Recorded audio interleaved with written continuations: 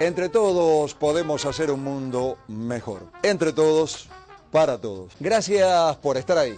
Hoy tenemos para ustedes la segunda parte de la visita al Museo del Oro en Bogotá, Colombia. Se encuentra en el Parque Santander. Tiene una enorme colección de piezas precolombinas de oro, madera, textil y cerámica de las culturas muisca, quimbaya, tairona, sinú, calima, tumaco, etc.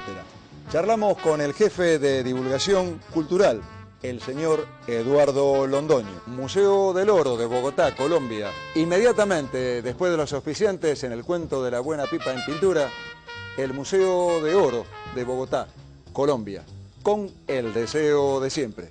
De aquel lado, esténse bien. Las siguientes firmas auspician el cuento de la buena pipa en pintura.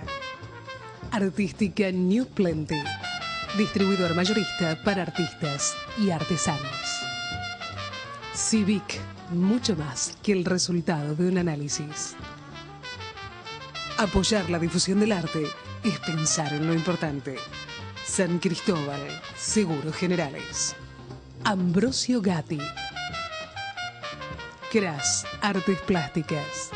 Más de 40 años promoviendo lo más selecto del arte en Rosario. Visite nuestra nueva casa en Urquiza 2030-2034. Delfín, telas de tapicería, cortinería, toldos. La Segunda, Seguros Generales. Siempre junto a la comunidad, apoyando las manifestaciones culturales.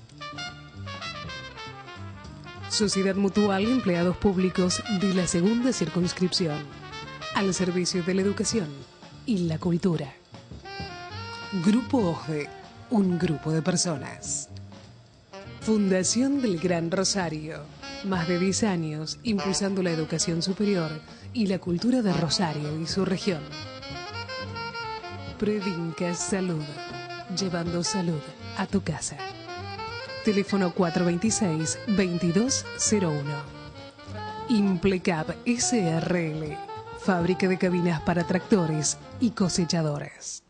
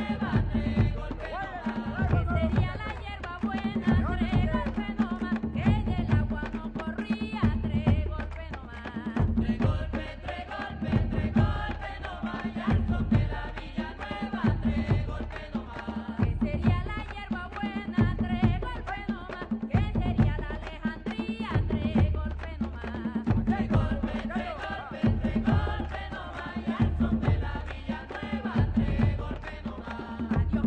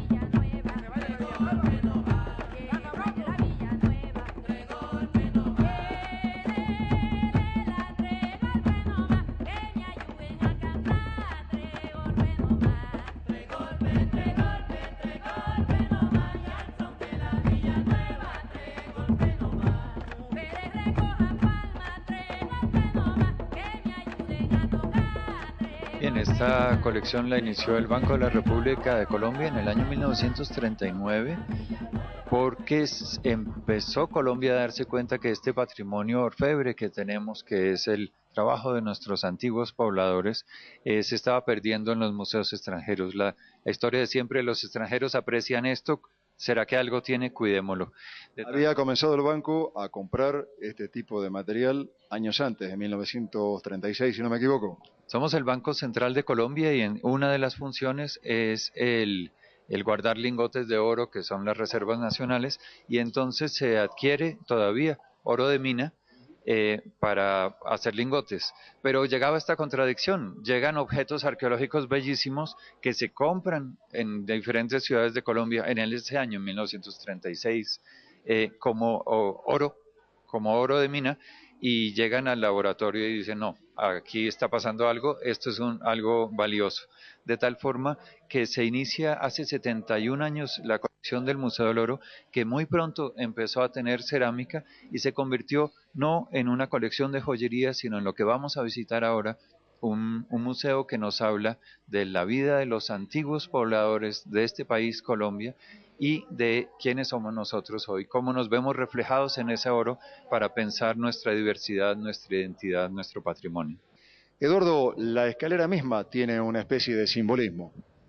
Bien, el patrimonio colombiano representado en los objetos del Museo del Oro es pequeño en tamaño, esta escalera es finalmente nuestra pirámide. Todas las sociedades americanas hicieron grandes pirámides y entonces el Museo del Oro, de una forma subliminal, está invitando a la gente a trepar la pirámide para descubrir al sol allá arriba, el sol representado en los objetos de metal. Una de las cosas a tener en cuenta y a comentar con la admiración, Eduardo, es el modo en que están exhibidas las piezas. Parecería que la vitrina no existiera. La gente poco ve la museología al visitar un museo y sin embargo es uno de los aspectos más lindos. Aquí en un museo donde tenemos que tener un vidrio protegiendo los objetos de metal, el museólogo hizo las vitrinas tan grandes que las eliminó y la relación del público con cada uno de estos objetos es una relación personal. El objeto flota en el aire y nos habla y nos dice sobre quién era este personaje que tiene la cabeza deformada, cómo usaba narigueras, cómo usaba los adornos metidos bajo el labio, al lado y lado de la boca, y está en diálogo directo con el visitante. ¿Cómo están colgados? ¿De qué penden? Hay barras de acero que salen de este falso fondo que es transparente para dejarnos ver la estructura y para que la vitrina no tenga un final, de tal forma que esas barras con unos uñas de acero sostienen el objeto en forma absolutamente segura, pero son invisibles al observador y a la cámara, de tal forma que el objeto flota en el aire en una vitrina que ni siquiera tiene fondo y que tiene el nivel de la ensoñación que necesitamos, porque el gusto de venir a un museo es tener uno la libertad de pensar, de demorarse lo que uno quiera y de soñar frente a cada uno de estos objetos que tienen 2000, 2500 años. Hacerse cómplice de aquello que está viendo, que está disfrutando. Cada objeto le habla a uno y le permite investigar. Y el recorrido que hacemos aquí con los niños, por ejemplo, no es un recorrido donde les contemos la historia del pasado, sino que los motivamos a convertirse en científicos que se hacen preguntas frente a la vitrina y que intentan respondérselas. Aquí tenemos sellos y rodillos que usaban para pintarse el cuerpo. No son para pintar los textiles, aunque textiles los tuvieron magníficos de algodón en Colombia, más que de llama y de otros animales andinos, pero son para pintar el cuerpo.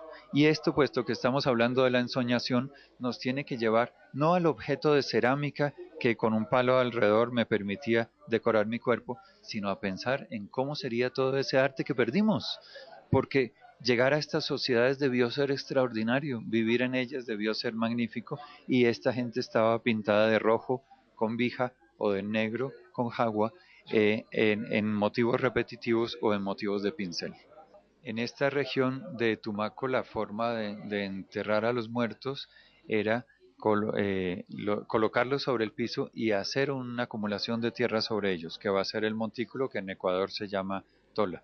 Pero es bien importante lo que dices sobre los caciques. No solamente utilizaron el oro en su vida, cuando eran gobernantes, cuando tenían que manejar a la comunidad, sino también lo llevaron a la tumba porque en la vida futura, en la siguiente vida, seguirían siendo caciques, Su divinidad no se acababa con la muerte, eran tan divinos que la superaban a la muerte. que continuaban en la muerte y continuaban ejerciendo a favor de los que quedamos aquí vivos desde el más allá, de tal forma que vestir al cacique para la muerte se convirtió en el ritual más importante y es el motivo por el cual tenemos este museo.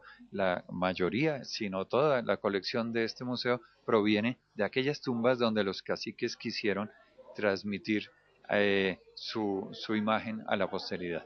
Es un día de semana y temprano a la mañana. Eduardo, parece mentira la cantidad de público que viene. ¿Cuánta gente pasa por acá diariamente? Tenemos unas 1.500 personas al día. Nuestros domingos son todos gratuitos y hemos llegado a tener 14.000 personas, que realmente esto parece el transporte público de la ciudad de Bogotá. Y en el año estamos haciendo 500.000 personas. Lo que ha sido interesante es que en un museo que se abrió hace ya 2 años, hemos, en vez de decaído en interés, aumentado con el curso de los años y realmente el museo está muy bien.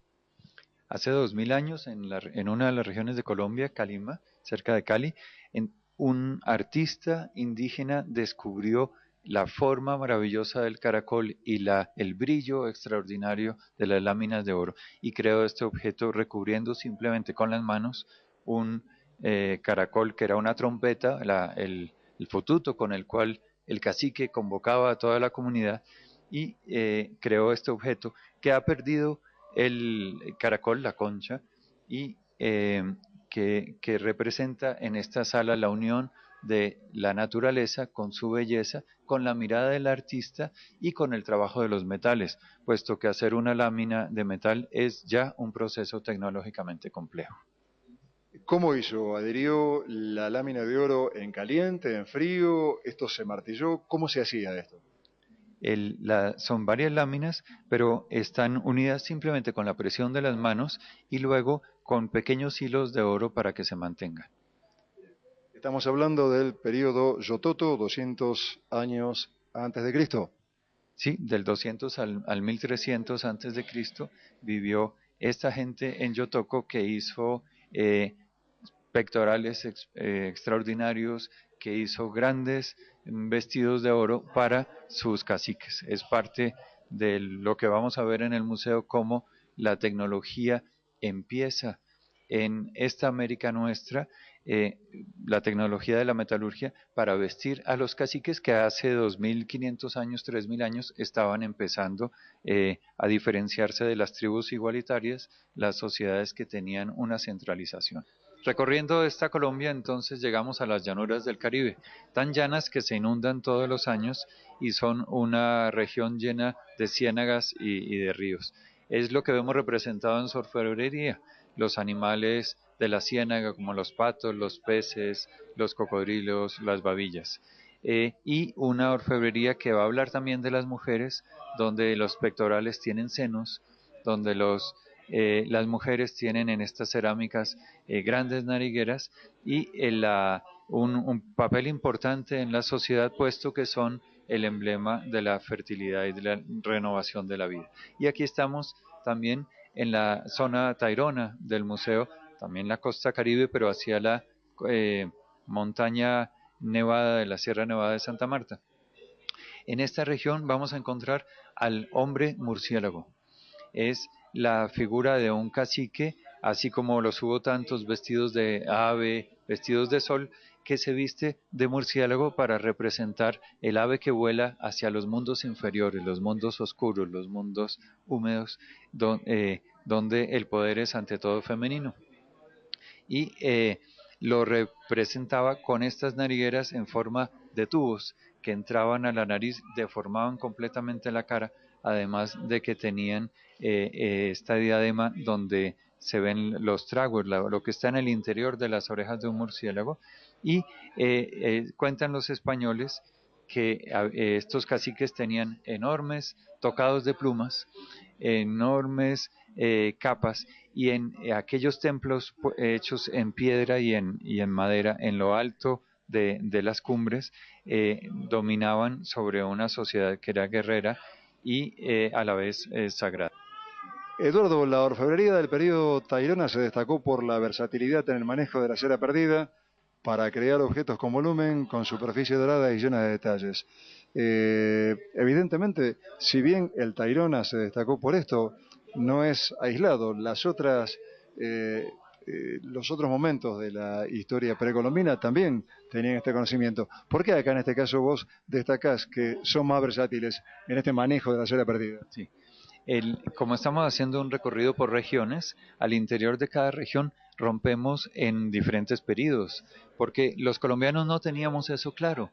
Nuestro pasado era la época de los indios En forma general. en forma general, sabemos de nuestro descubrimiento, sabemos de la conquista, de la colonia, pero el pasado prehispánico tiene muchísima historia. Entonces, este texto y esta vitrina está diferenciando dentro de la región que llamamos Tayrona, el periodo Tayrona del anterior, que es Nahuange, donde ellos trabajaron de forma más lisa, menos adornada, más rosado el oro, y así los arqueólogos han ido llegando a tener los pequeños detalles de los diferentes estilos. Para un artista, para ti, para tu público, es normal hablar de estilos. Nosotros hablábamos en Colombia de los estilos regionales y olvidábamos que hay miles de años de historia en una misma región. Explícanos sobre esta cerámica. Entonces hay que saber por qué se ponían estos dos tubos para representar un murciélago. Y la solución está en que los murciélagos de la Sierra Nevada de Santa Marta tienen las narices levantadas, parte de su sistema de ecografía, de escuchar el eco, es la nariz. Y entonces la hoja nasal es triangular y es lo que se representó en la máscara que lleva este personaje. Tiene un triángulo en su nariz, pero tiene también los tubos de las narigueras con las que los hombres físicos, los caciques, tenían que deformar su nariz hacia arriba, introduciendo esos tubos de oro en la nariz. Y también ponían bajo el labio una pieza de oro que representa otra de las marcas que tienen los murciélagos en su cara. El hombre murciélago con esta máscara o con su nariguera era el cacique de los mundos oscuros, de los mundos de abajo. Pero aquí está representado con sus plumas y con dos murciélagos en su tocado. Lleva también en su tocado murciélagos que nos indica que es el hombre de la oscuridad. ¿Esto fue encontrado en Santa Marta, Magdalena? En la Sierra Nevada de Santa Marta, en la ciudad perdida, y hay 200 ciudades de basamentos de piedra, escaleras de piedra, escondidas en la selva, que se han ido descubriendo. La más famosa tal vez Ciudad Perdida, pero la más fácil de visitar por nuestros turistas es Pueblito, que está al lado de las más bellas playas que tiene Colombia en el Parque Tayrona. Claro, justamente, por eso se distingue la zona, por la cultura tayrona. Por la cultura tayrona. Sí. Esto fue hallado en esto corresponde al periodo de 1470 después de Cristo. 30 años apenas antes de la conquista española, puesto que esta sociedad estaba vigente, la sociedad tayrona, ya no la nahuange, cuando llegaron los españoles, y ellos lucharon, eran aguerridos, lucharon durante 100 años contra los europeos, quemaron las ciudades españolas mucho más veces que los pobres españoles pudieron trepar a la montaña a quemarlas de los tairones. Al introducir esta nueva sala, la tercera del museo, tenemos estas columnas donde las figuras están sentadas pensando. De hecho, esta pieza de Tumaco, del sur de Colombia, nos está remitiendo a El Pensador de Rodin, por la posición en que está sentado sobre el banco. Y sentarse sobre un banco, como lo vemos también en la pieza que está al lado de Nariño, es la posición no de descanso, sino del trabajo de los hombres. El trabajo de los hombres es pensar, hablar sobre cómo está construido el cosmos. En esta pieza roja, la de Nariño, vemos los ojos exorbitados por el consumo de las sustancias alucinógenas y la mejilla ensanchada por la masticación de la hoja de coca. Estas diferentes plantas, alucinógenas o no alucinógenas como la coca, fueron los elementos de esa religión indígena, el chamanismo, para poder salir de su cuerpo terrenal y poderse remontar a los diferentes mundos de la forma como entendían el cosmos. Esto es muisca. Y en estos objetos muiscas, que son objetos de ofrenda, para colocarlos en un bosque, en una laguna, en una cueva, vemos la posición del chamán sentado, esta vez no sobre un banco, sino sobre el piso, pero con la posición de sus brazos creando un canasto. En las sociedades amazónicas de hoy, en Colombia, el símbolo del sacerdote es el símbolo de una cesta, de un canasto que contiene el universo entero, que reúne el conocimiento o quiere reunir el conocimiento sobre el universo y el cosmos entero. Las imágenes del cosmos, entonces. Cada uno de los animales del mundo que rodea a las sociedades indígenas, que como digo son sociedades que no escribieron, es un símbolo de otras cosas en el mundo. Un jaguar es mucho más que un jaguar. Entonces, en esta vitrina estamos representando las aves, el águila, la garza, que comunican al chamán con los mundos superiores. Muchas veces las plumas de garza van a ser elementos chamánicos. Y en esos mundos superiores, el chamán va a poder negociar con el sol y con los astros que son masculinos, que están dándonos la mitad de lo que se necesita para la vida en nuestra tierra. Que están representados por el brillo, por el oro, por el calor. En los mundos de abajo, por ejemplo con los peces, el chamán transformado en pez, gracias a los alucinógenos, o en murciélago, va a poder encontrar todo lo que es femenino. La oscuridad, el frío, curiosamente, en el chamanismo es femenino. La humedad, la fertilidad que produce la mujer. Y de esos dos mundos, con esos dos mundos separados, no habría vida, pero nosotros estamos en el mundo del medio, somos el jaguar, somos el animal del mundo del medio, el venado también que está en la vitrina, y de ese equilibrio entre masculino y femenino es que se genera nuestra vida. Pero esos mundos tienen una tendencia a separarse, son dos esferas cuya intersección se pende de un hilo, está realmente en tensión. Y la situación y la vocación de los mamos, de los sacerdotes indígenas, de los chamanes, es mantener este mundo donde vivimos, que es el mundo del medio, el mundo del equilibrio. Lamentablemente nuestra sociedad atenta contra el equilibrio. Las malas costumbres también entre los indígenas, dicen ellos, atentan contra el equilibrio y por eso es tan importante la ofrenda, que va a ser el tema de la última sala del Museo del Oro, la sala donde la humanidad busca reconciliarse con los dioses a través de mensajes de ofrenda. Ubícanos respecto del papel social del chamán. En un cacicazgo, como lo fueron estos, el papel del chamán es interesante porque es el sabio, es el sacerdote, es el que tiene poderes que inclusive ni siquiera toma los alucinógenos porque él desde niño lo han educado para poderse transformar en jaguar o en diferentes cosas y ver con la mirada del jaguar. Y digo que es interesante porque no está separado como en nuestra sociedad el sacerdote del gobernante.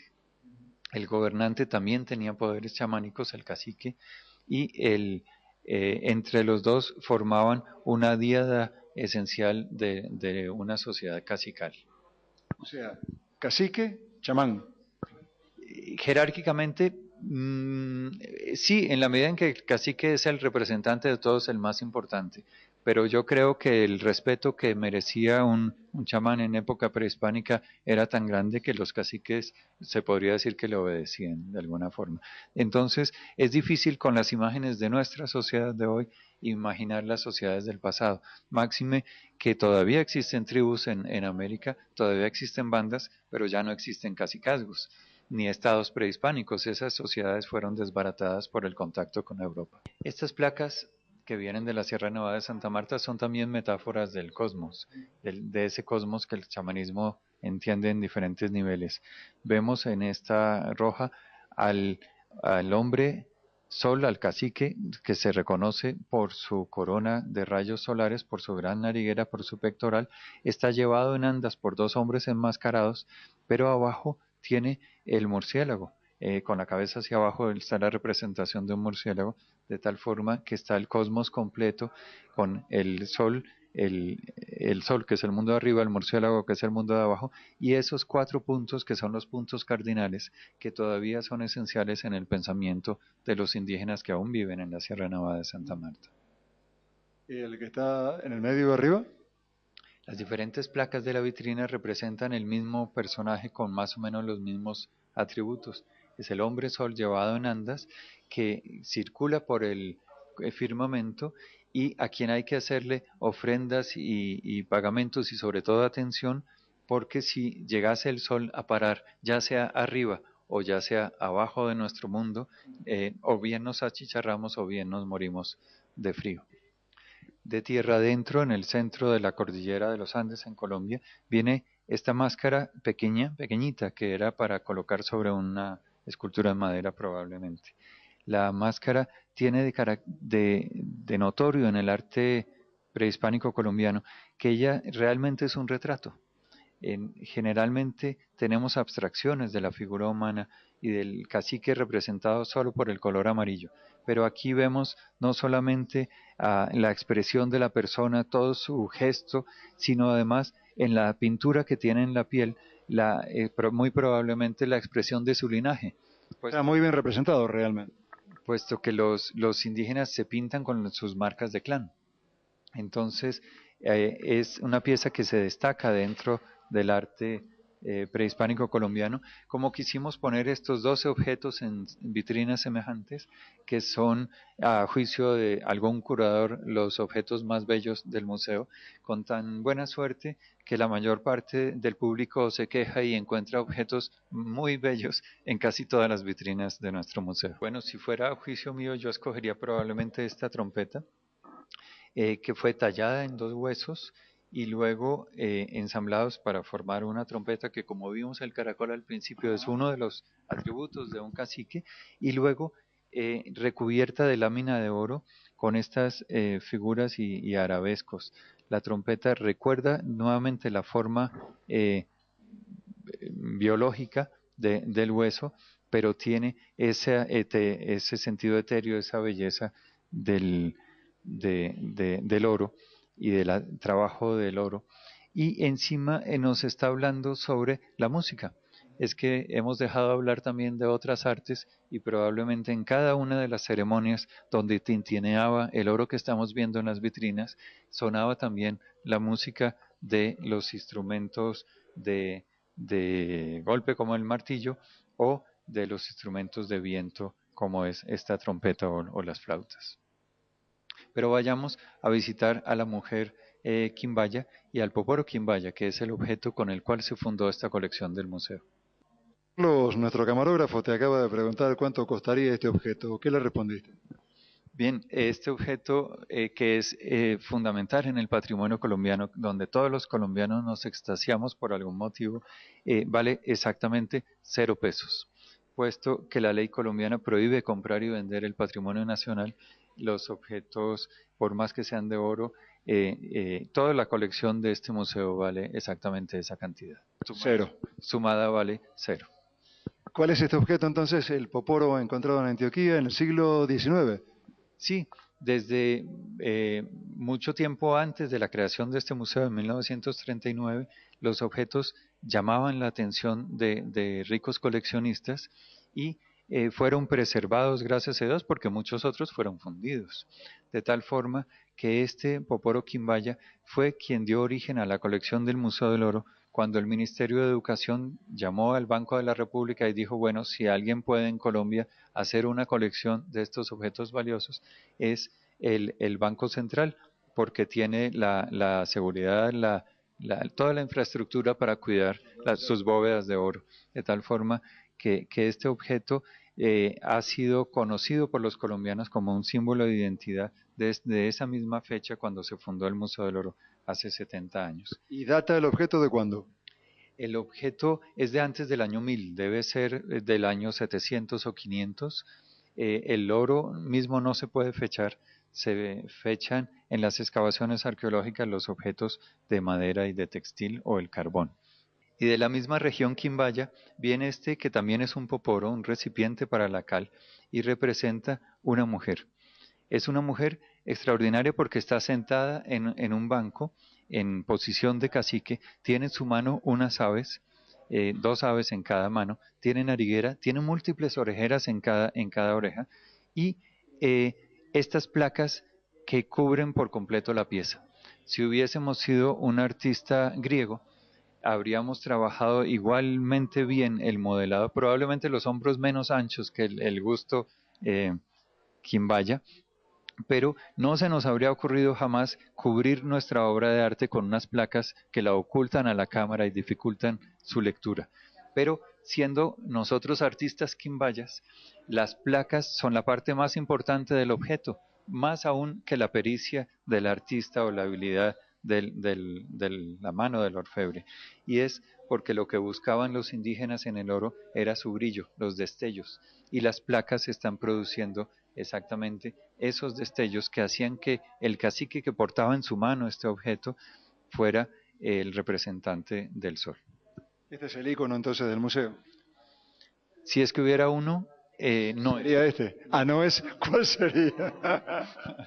¿Cuál sería? Si es que hubiera uno, es o bien el Poporo Quimbaya o la balsa muisca, que es el objeto que vamos a ver enseguida en la cuarta y última sala de este Museo del Oro del Banco de la República en Bogotá. Pero antes de irnos a la otra sala, quiero que me hables de aquella otra que tenemos aquí. Nuevo, si hubiera un icono del Museo del Oro, también podría ser este pectoral que está hecho en el estilo de Tolima, una gente que estilizó la figura humana en forma de ángulos rectos, que jugó con las simetrías entre las piernas y los brazos, que jugó a romper las simetrías porque hay cabeza arriba pero no hay cabeza abajo, y que logra que nuestra mirada navegue bajando escaleras o subiendo escaleras a través del juego de las simetrías y de las manchas del jaguar. Tiene también una corona sobre su cabeza, una corona solar, pintura facial y las fauces del jaguar. Los colombianos nos hemos acostumbrado a estas figuras que a veces leemos como personas, estilización de las personas y a veces como estilización de jaguar, y es exactamente eso lo que quiso el orfebre, hablar sobre la unión chamánica del hombre con el jaguar. Esta pieza Tolima es de esa primera gran época del auge del suroccidente colombiano que termina en el año 1000. ¿Y esto que vemos ahora? Esta es de la misma época, pero de una región diferente que habíamos estado visitando en el piso anterior. Es la forma como se pudo haber vestido un cacique en la región de Calima hasta el año 1000, desde el año 0 o un poco antes. Lo que es notorio es que la diadema cubre la parte superior de la frente y el rostro, y la nariguera es tan grande que cubre el resto de la cara. Esta es la cuarta y última sala que está, por si fuera necesario decirlo, impactantemente montada. Quizás sea redundante decir una vez más lo impactante que es el museo. Es la cuarta y última sala, es la sala de la ofrenda. En esta sala cambia el sentido de la exhibición porque queremos dirigirnos a la piel de las personas, a sus sensaciones. Entonces, una sala supremamente oscura con vitrinas extrañamente colocadas para conectar cielos y tierra y el mundo subterráneo. Y esta primera parte nos habla sobre el vuelo del chamán y cómo es la ceremonia chamánica. Entonces escuchamos a las aves, escuchamos el tintineo del metal y en la vitrina que estamos viendo al chamán con sus maracas los llaman ustedes, los instrumentos de sonido, que los indígenas escuchan y representan en él la creación. Cada año en las sociedades amazónicas, inclusive hoy en día, en el momento de los solsticios del equinoccio, se hacen los bailes que vuelven a hacer nacer a la humanidad. Los hombres se enmascaran y con instrumentos, pero en particular con la maraca, hacen renacer la vida de la sociedad. Eso es de lo que habla esta vitrina, en asocio con otras que van a volver a tomar el tema del hombre ave, de la transformación del chamán en diferentes elementos que lo hacen volar con el sentido de los alucinógenos para conocer más sobre nuestro mundo. Estos objetos son muy apreciados en el mundo, su estética llama mucho la atención en Europa, por ejemplo, y pertenecen a la sociedad del Cauca, altamente desconocida por los arqueólogos en una región de nuestro país y que hizo estas obras maestras.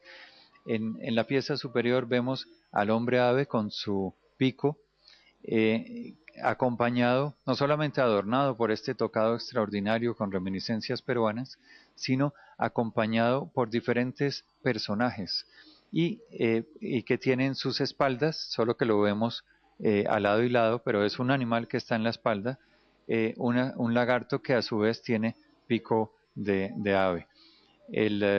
Son los animales auxiliares del chamán. El chamán acude, llama a diferentes personajes que le dan poderes y en la costa chocuana sobre el Pacífico, por ejemplo, están contenidos en diferentes bastones.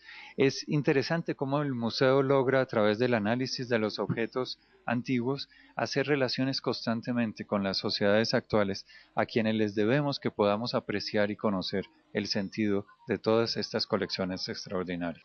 Estamos en una sala aún más oscura, si cabe, que la sala del vuelo chamánico donde venimos, en una gran vitrina central rodeada de una pared circular, y hay un solo objeto en toda la sala colocado sobre un vidrio iluminado con 3 haces de luz que lo hacen brillar en la nada.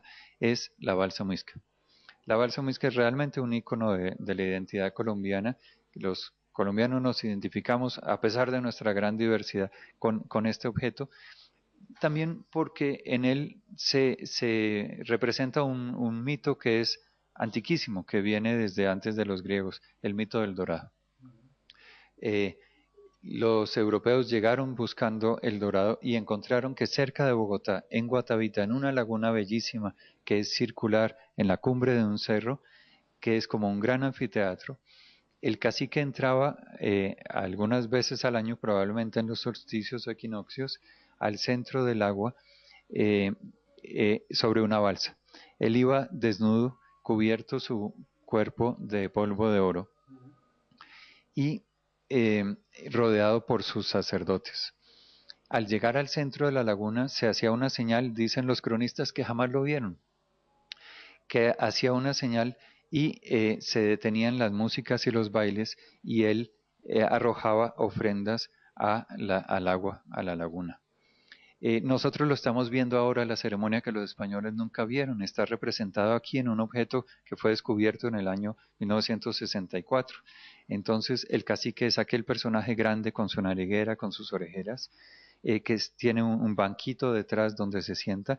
Los 2 que están adelante son sacerdotes que llevan máscaras y maracas, y las otras personas son o bien otros sacerdotes sentados o bien los 6 remeros que llevan la barca.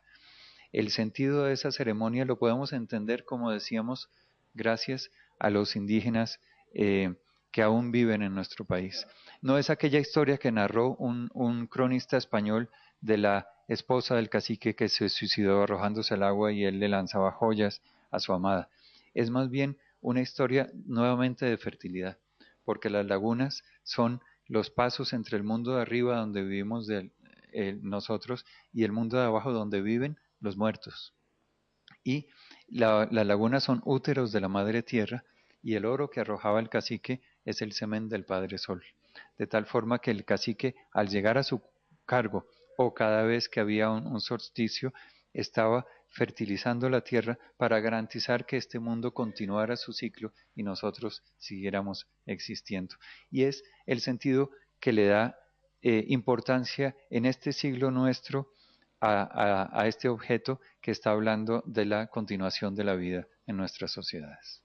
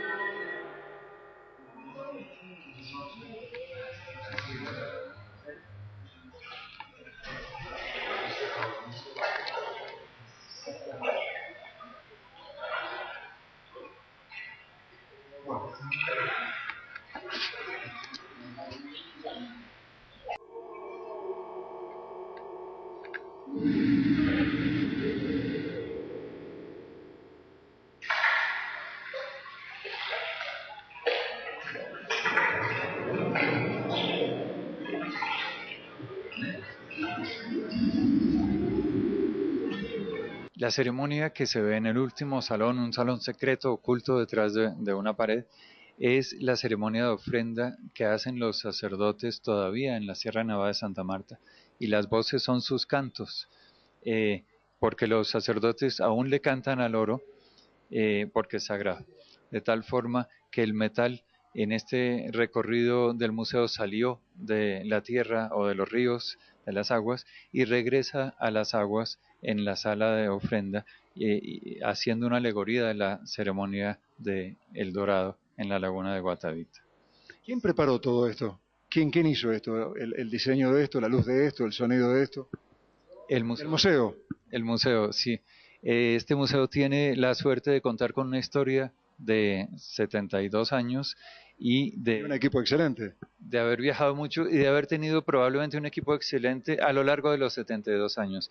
Entonces nuestros visitantes, como las personas que nos precedieron en este recorrido en la sala, iban explicándole a los niños pequeños cómo era ahora, cómo era antes y cómo es ahora, con esa angustia de las cosas que cambian y realmente de las cosas que cambian y que cambian para bien. Tenemos que hubo una sala de ofrenda en otro lugar y que esta, que es la nueva forma de mostrar esa idea, ya no se remite al tesoro del pirata, sino que se remite a lo más sagrado de nuestra identidad, que también quiere ver en nuestros indígenas el fundamento de nuestra nación, de tal forma, de nuestra nación andina, amazónica, caribeña, de tal forma que el museo ha logrado simbolizar para todos los colombianos esa unidad que tenemos como colombianos, y es a la vez un museo de arte, y por eso la presencia de los artistas acá es muy bienvenida y muy agradecida, porque creo que el museo logra transmitir lo que esa persona hace 2000 años quiso hacer para su cacique. ¿Cuántas piezas tenemos en total en el museo? Nunca recuerdo la cifra. Sé que en esta sala final hay unas 2.500, 3.000 piezas. El resto del museo tiene otras 2.000 piezas más, pero la colección del Museo del Oro tiene 33.000 objetos de metal, más 20.000 de cerámica, madera, textiles, y hemos hecho al año pasado 200 exposiciones en el mundo, de tal forma que la explotamos de diferentes formas para poder mostrarla, puesto que un museo más grande que este ya no sería más agradable. Eduardo, te agradezco muchísimo la gentileza de habernos recibido, de habernos servido de guía en este magnífico museo. Te pediría, como despedida, que vos digas lo que quieras mirando la cámara, yo te doy el micrófono, vos mira la cámara y decís lo que quieras, repitiendo algún concepto, invitando a la gente a lo que quieras. Yo te agradezco muchísimo, insisto, la gentileza, vos terminás. Bienvenidos a este Museo del Oro del Banco de la República en Bogotá, un museo donde hemos querido que los objetos hablen directamente a los visitantes y que se dé esa relación magnífica entre los pobladores de hoy, de nuestro país, los pobladores del pasado y aquellas personas que como ustedes nos visitan y nos visitarán para conocer la diversidad del pueblo colombiano a través de una historia dorada y bella. Negrita, ven, prende la vela, negrita, ven, prende la vela, que va a empezar la cumbia en Marbella, cerca del mar, bajo las estrellas. Prende la vela, que la cumbiamba pide candela. Prende la vela, que la cumbiamba pide candela. Prende la vela, que la cumbiamba pide candela. Mapalé pide candela, el mapalé pide candela. Gracias tambor, ritmo y movimiento. Gracias tambor, ritmo y movimiento. Prende la vela, que la cumbiamba pide candela. Prende la vela, que la cumbiamba pide candela. Prende la vela, que la cumbiamba pide candela.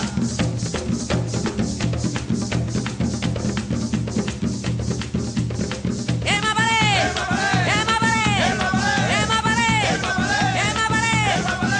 Upa, upa, upa, upa, upa, upa, upa, hey. El mapalé, el mapalé, el mapalé, el mapalé, el mapalé, el mapalé, el mapalé.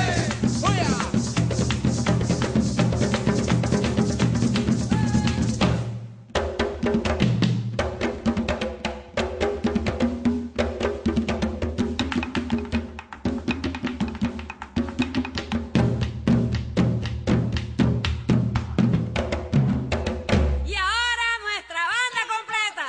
Yaquito, Armando, Freddy, Tomás.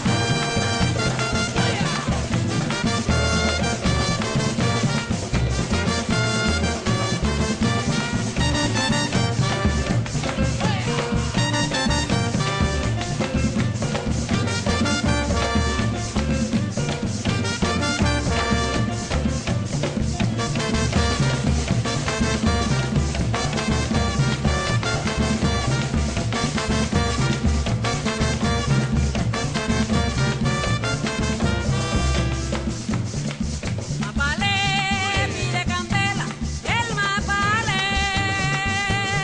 pide candela. Gracias tambor, ritmo y movimiento. Gracias tambor, ritmo y movimiento. Prende la vela, que la cumbiamba pide candela. Prende la vela, que la cumbiamba pide candela. Prende la vela, que la cumbiamba pide candela. Prende la vela.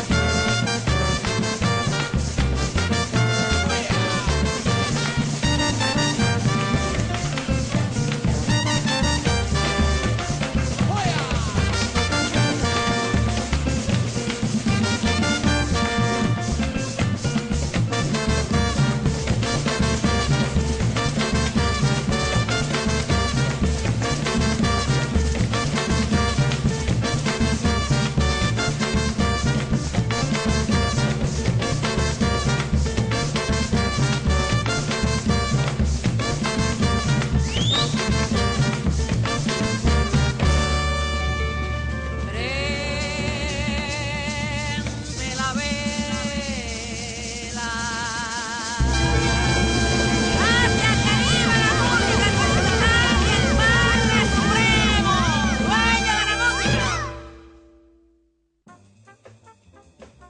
Las siguientes firmas auspiciaron el cuento de la buena pipa en pintura. Artística New Plenty, distribuidor mayorista para artistas y artesanos. Civic, mucho más que el resultado de un análisis. Apoyar la difusión del arte es pensar en lo importante. San Cristóbal, Seguros Generales. Ambrosio Gatti. Cras, Artes Plásticas. Más de 40 años promoviendo lo más selecto del arte en Rosario. Visite nuestra nueva casa en Urquiza 2030-2034. La Segunda, Seguros Generales. Siempre junto a la comunidad, apoyando las manifestaciones culturales. Delfín, telas de tapicería, cortinería, toldos. Sociedad Mutual Empleados Públicos de la Segunda Circunscripción. Al servicio de la educación y la cultura. Wall, más que banda ancha, apoyando el arte y la cultura. Grupo OSDE, un grupo de personas. Fundación del Gran Rosario, más de 10 años impulsando la educación superior y la cultura de Rosario y su región. Previnca Salud, llevando salud a tu casa. Teléfono 426-2201. Implecab SRL, fábrica de cabinas para tractores y cosechadores.